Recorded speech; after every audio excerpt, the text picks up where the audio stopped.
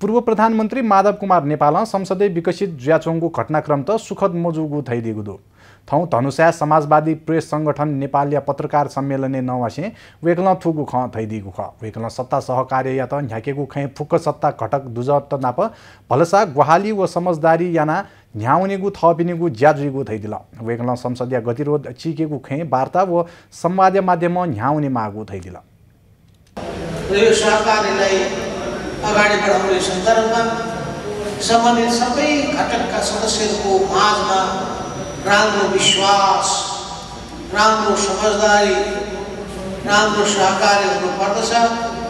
हामी त देशका सबै शक्तिहरूसँग सहमतिका साथ अघि बढ्न चाहन्छौँ।